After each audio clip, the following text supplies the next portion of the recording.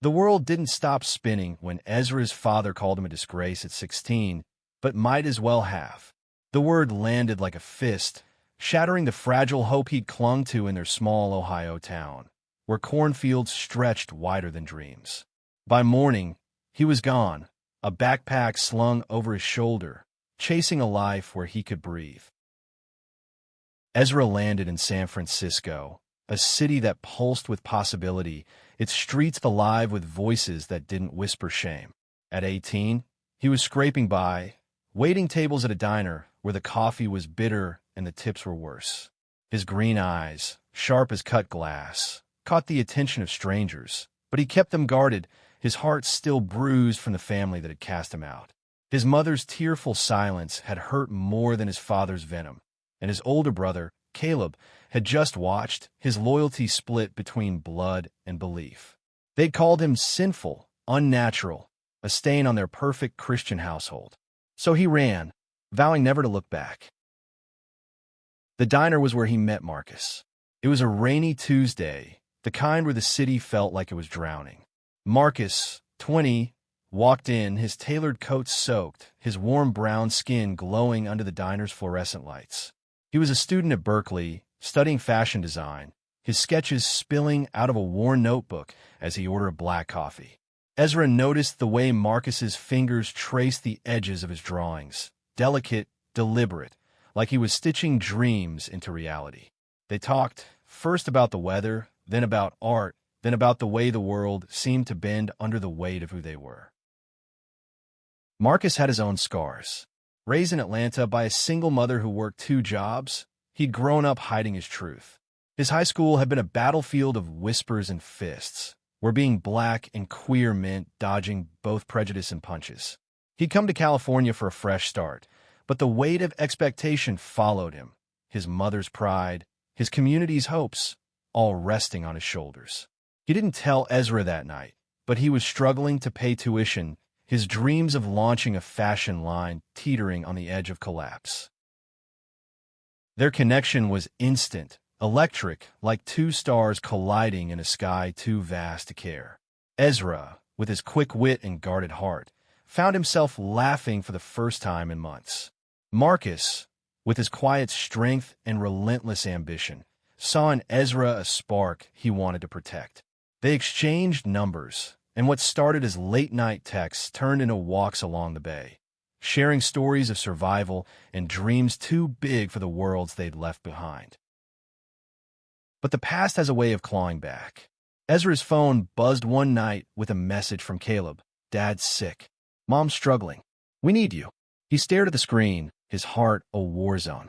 He hadn't spoken to them in years, hadn't wanted to. Yet the word need tugged at him, a thread he couldn't cut. Marcus, sitting beside him on a bench overlooking the Golden Gate Bridge, saw the pain in Ezra's eyes and took his hand. "You don't owe them anything," Marcus said, his voice steady but soft. "But if you go, I'm coming with you." They drove across the country, the road stretching like a lifeline between who Ezra was and who he'd become. Ohio greeted them with gray skies and memories Ezra had buried. The house was smaller than he remembered, the paint peeling, the air heavy with regret. His father, once a towering figure, was now frail, his voice a rasp. His mother's eyes were red from crying, and Caleb, now married with a kid, looked at Ezra like he was a stranger. They didn't apologize for the past, didn't acknowledge the word disgrace that still hung between them. Instead, they talked about bills, hospital bills, mortgage payments, debts piling up like a house of cards. Ezra wanted to walk away, to let them drown in their own choices. But Marcus, ever the anchor, reminded him of the man he wanted to be, not for them, but for himself. So Ezra stayed, taking a job at a local factory to help. Marcus, meanwhile, worked remotely, his sketches gaining traction online, his talent catching the eye of San Francisco boutique. They lived in a cramped apartment, their love a quiet rebellion against the town's judgmental stares. But the weight of family, of obligation, began to strain them. Ezra's father, even in sickness, couldn't look at him without a flicker of disdain. His mother leaned on him, her gratitude laced with guilt she wouldn't voice. Caleb, desperate to keep the family afloat, asked Ezra for money. First small amounts, then more, until it felt like Ezra was bleeding dollars to keep their heads above water. Marcus watched, his heart breaking, as Ezra gave and gave, his dreams of opening his own photography studio fading with every paycheck. One night, Ezra broke. "They don't deserve this," he said, his voice raw, tears streaming down his face. Marcus pulled him close, their foreheads touching. "You're not doing this for them," Marcus whispered. "You're doing it because you're better than they ever were." In that moment, Ezra realized Marcus was his home, not the house he'd fled or the family that had rejected him. Their love, fierce and unyielding, was the only truth that mattered. The Ohio winter was brutal, the kind that sank into your bones and made every step a battle. Ezra and Marcus woke each morning in their tiny apartment, the radiator hissing like an angry cat, their breath visible in the cold. Ezra worked 12-hour shifts at the factory, his hands calloused, his body aching, but it was Marcus's quiet presence that kept him grounded. Marcus, who spent his nights sketching under a flickering lamp, turning pain into art. The factory was a gray maze of machines and monotony, where Ezra's co-workers eyed him with suspicion. Word had spread fast in the small town. The gay kid who'd run off was back, living with another man. Whispers followed him, sharp as knives, but Ezra kept his head down, his focus on the money that kept his family's lights on.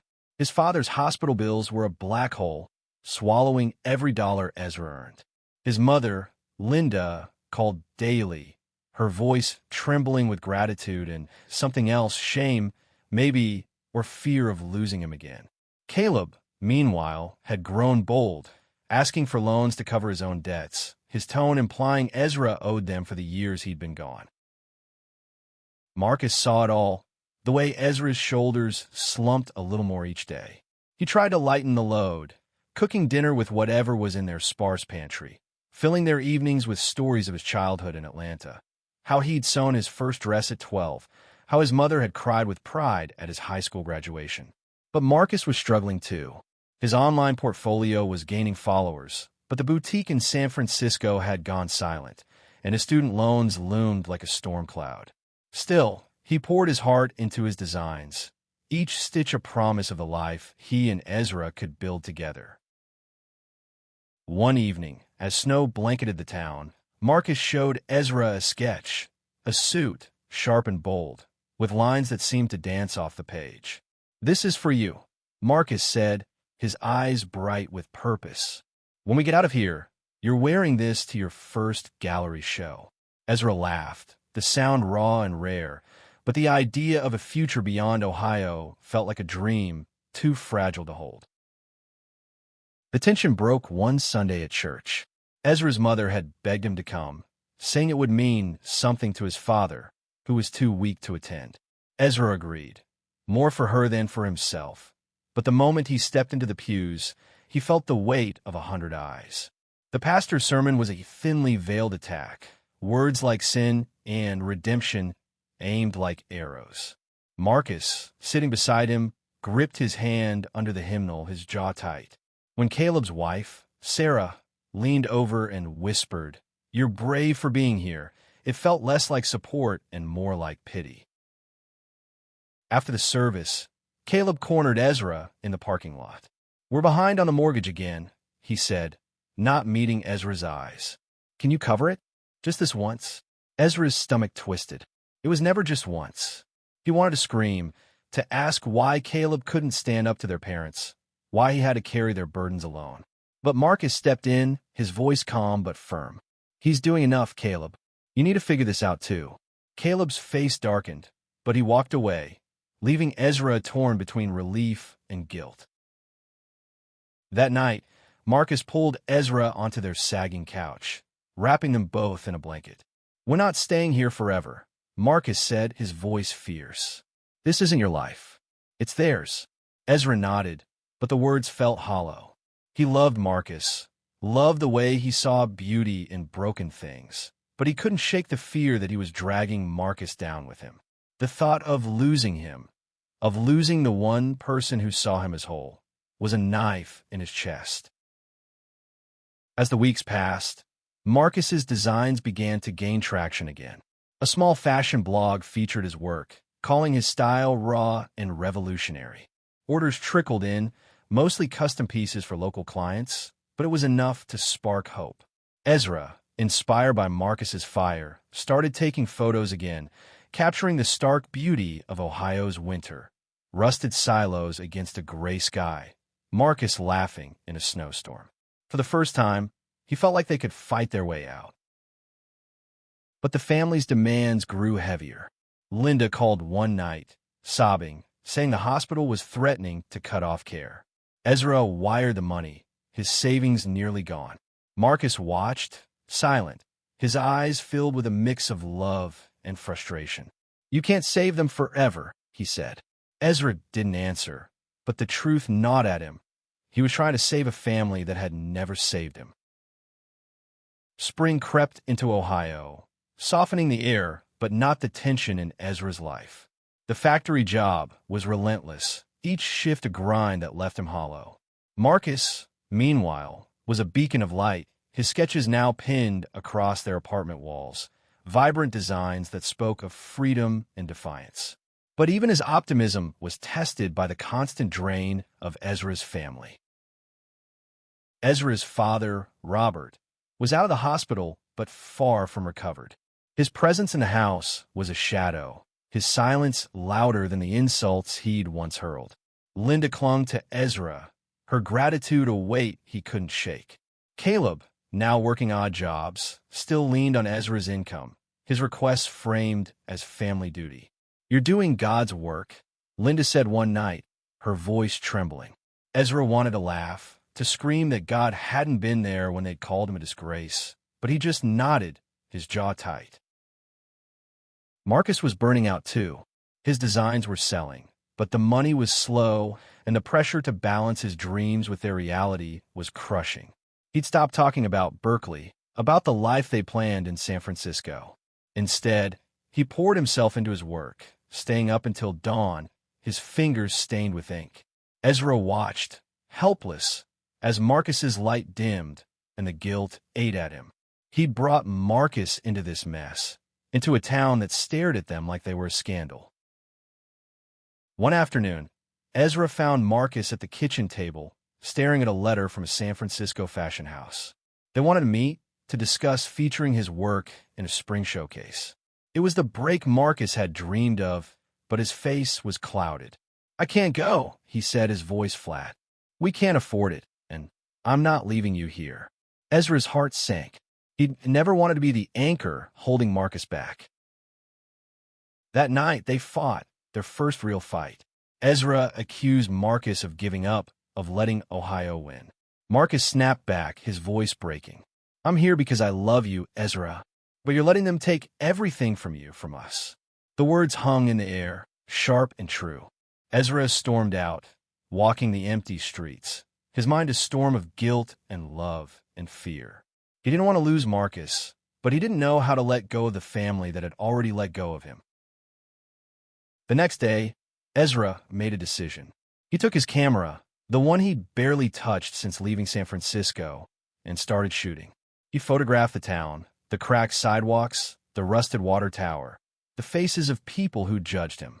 Each shot was a reclaiming, a way to take back the narrative of his life. He showed the photos to Marcus, who looked at them with awe. "This is you," Marcus said, his voice soft. "This is what you're meant to do." Inspired, Marcus threw himself back into his designs, working on a collection inspired by their journey, grit and beauty woven together. He called it Outcast, each piece a story of survival. Ezra helped, pinning fabric, offering feedback, their collaboration a quiet healing. They worked late into the night, their apartment a cocoon of creativity, a rebellion against the town's suffocating weight. But the family's demands didn't stop.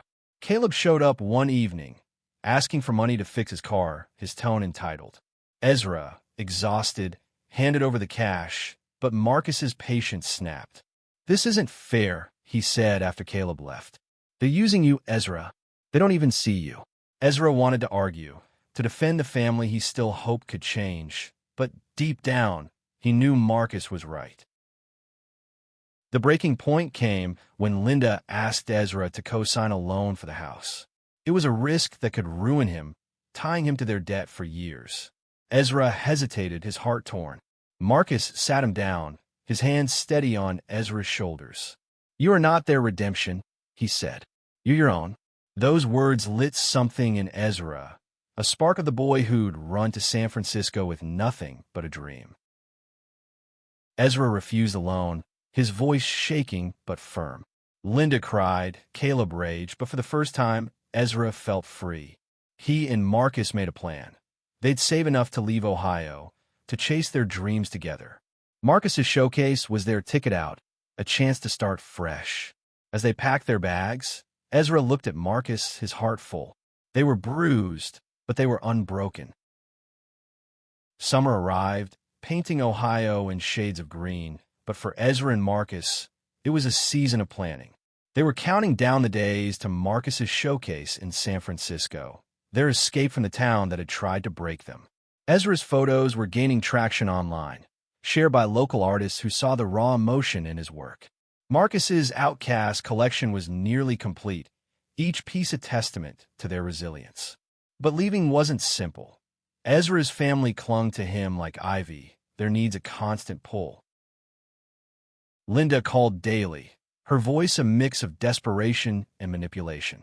"We're family, Ezra," she'd say, as if love could erase the past. Caleb's demands grew bolder, his gratitude replaced by resentment when Ezra started saying no. Robert, still weak, barely spoke, but his presence was a reminder of the word disgrace that had driven Ezra away. The guilt gnawed at Ezra, but Marcus was his anchor, reminding him that he deserved a life of his own. They worked tirelessly, saving every penny. Ezra took on freelance photography gigs, capturing weddings and local events, while Marcus sewed late into the night, his fingers bleeding from needle pricks. Their apartment was a mess of fabric and camera equipment, but it was theirs, a space where they could dream. One night, Marcus showed Ezra a jacket from his collection, embroidered with the word disgrace in bold, defiant script. "This is for you," he said, his eyes shining. "Wear it when they try to tear you down." Ezra kissed him, their love a quiet fire that burned brighter than the town's judgment. The showcase was set for August, and the fashion house covered Marcus's travel costs, a small miracle. Ezra's photos would be displayed alongside the collection, a collaboration that felt like fate. They drove back to San Francisco, the city welcoming them with open arms and endless sky.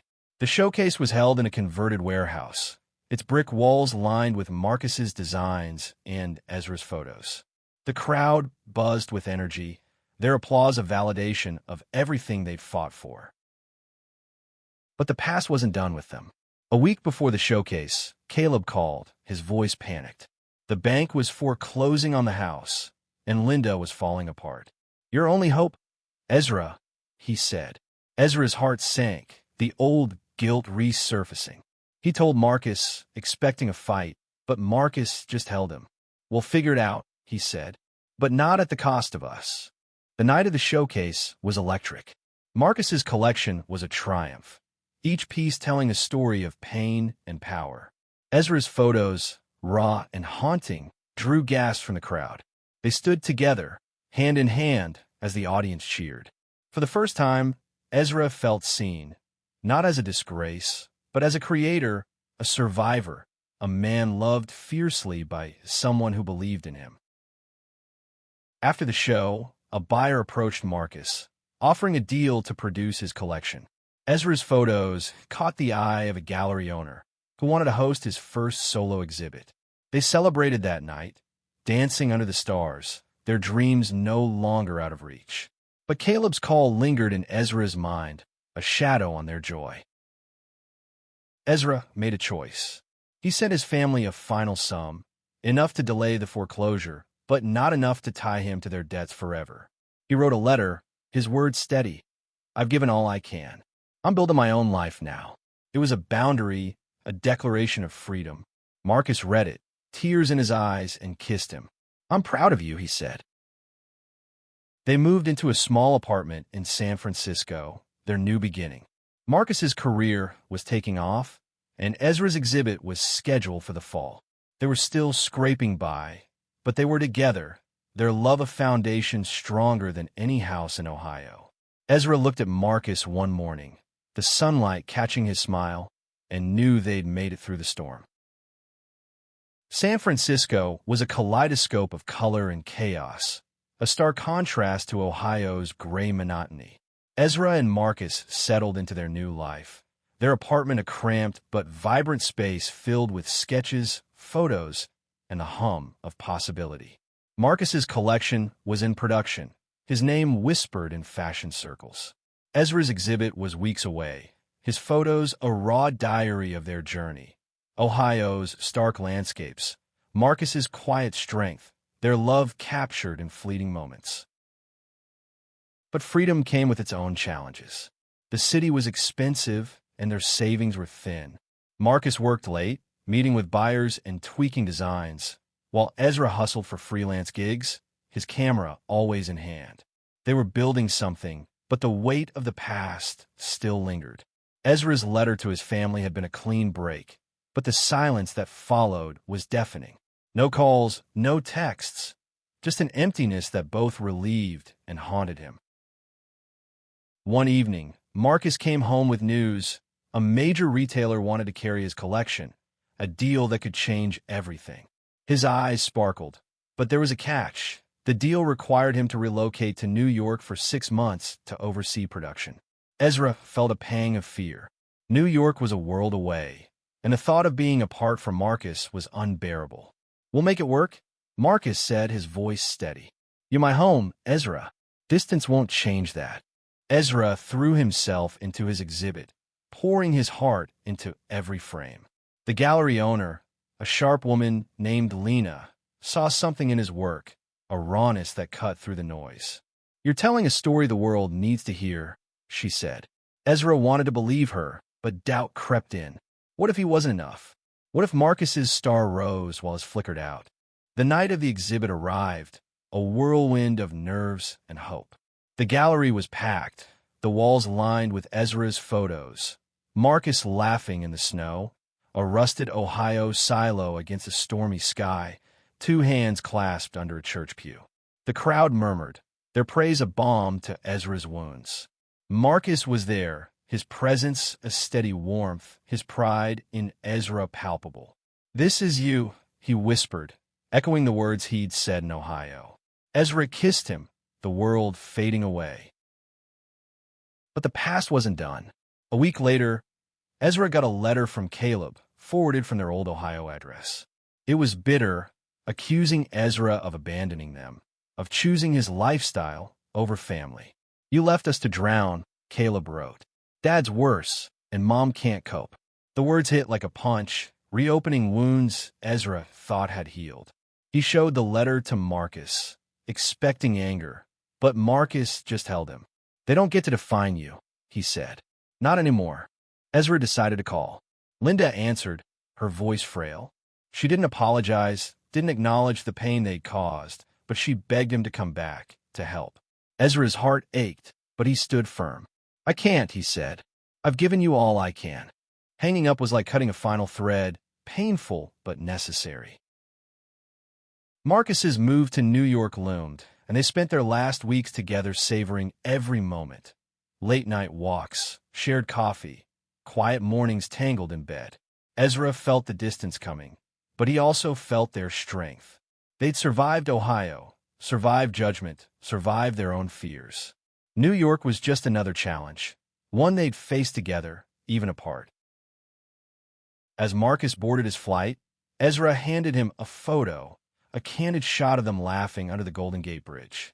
"So you don't forget me," Ezra said, his voice teasing but his eyes serious. Marcus kissed him, fierce and unyielding. "I could never forget you," he said. And then he was gone, leaving Ezra with a heart full of love and a future full of promise. New York was a distant hum in Ezra's life, a city where Marcus was thriving. Daily calls and late-night texts kept them tethered, but the distance stung. Ezra threw himself into his work, his photos gaining attention in San Francisco's art scene. Lena, the gallery owner, became his mentor, pushing him to submit his work to national competitions. "You're not just a photographer," she said. "You're a storyteller." Ezra clung to her words, a lifeline in Marcus's absence. But the silence from Ohio was a weight. Ezra had cut ties, but the guilt lingered, a shadow he couldn't shake. He wondered about his father, about Linda's tears, about Caleb's anger. Had he done enough? Too much. The questions gnawed at him, but he pushed forward, his camera a shield against the past. Marcus's success was a bright spot.